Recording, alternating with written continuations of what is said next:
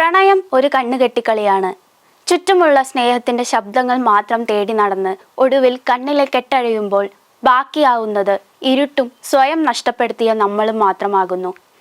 യഥാർത്ഥത്തിൽ നാം നമ്മെ തിരിച്ചറിഞ്ഞ് എനിക്ക് എന്നെ തന്നെയാണ് കൂടുതൽ ഇഷ്ടമെന്ന് മറ്റുള്ളവരിലേക്ക് ആശയം എത്തിക്കണം. അവിടുന്നാണ് പുതിയ ജീവിതം ആരംഭിക്കുന്നത്. നമ്മൾ പലപ്പോഴും ജീവിതത്തിന്റെ പല മേഖലകളിലും വ്യത്യസ്ത സ്വഭാവക്കാരായ പല വ്യക്തികളെയും കണ്ടുമുട്ടാറുണ്ട്. അവരുടെ സ്വഭാവ സവിശേഷതകൾ തിരിച്ചറിയുമ്പോഴേക്കും കാലമേറെ കടന്നുപോയിരിക്കും. ചിലപ്പോൾ എല്ലാം ഉപേക്ഷിച്ച് നാം നമ്മിലേക്ക് ചുരുങ്ങുന്ന അവസ്ഥ വരെ വന്നു ചേരാറുണ്ട്. പിന്നീട് ചിന്തിക്കുമ്പോഴാണ് അറിയാത്ത പല ചതിക്കുഴികളിലും വീണുപോയെന്ന് തിരിച്ചറിയുന്നത്. ജീവിതം ഒന്നേ ഉള്ളൂ, അത് പരമാവധി ആസ്വദിക്കണം. സ്വയം സ്നേഹിക്കുമ്പോൾ നമ്മിലുള്ള നല്ല ഗുണങ്ങൾ പ്രകടമാകുകയും ചീത്ത ശീലങ്ങൾ ഇല്ലാതാകുകയും ചെയ്യും.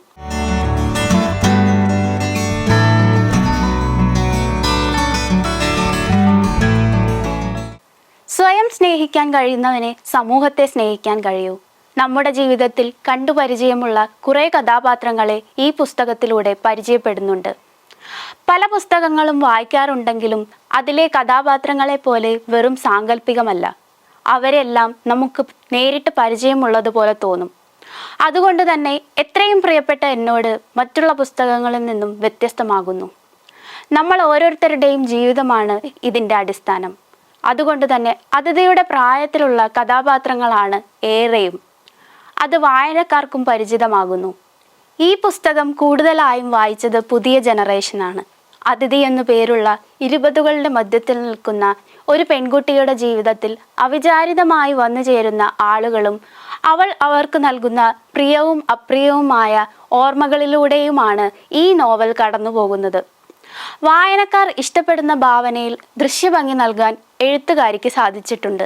ബാംഗ്ലൂർ നഗരത്തിന്റെ പശ്ചാത്തലത്തിൽ എഴുതി തയ്യാറാക്കിയ നോവൽ അവളുടെ പ്രഭാതങ്ങളും സായാഹ്നങ്ങളും എല്ലാം വളരെ മനോഹരമായി തന്നെ വിവരിക്കുന്നുണ്ട്. അതിഥി പ്രണയത്തിലും സ്നേഹത്തിലും അർപ്പിച്ച വിശ്വാസവും ഇല്ലാതാകുമ്പോൾ സ്വയം നീക്കിവെച്ച സ്നേഹത്തിന്റെ വെളിച്ചം അവൾക്ക് ഇല്ലാതാകുന്നു.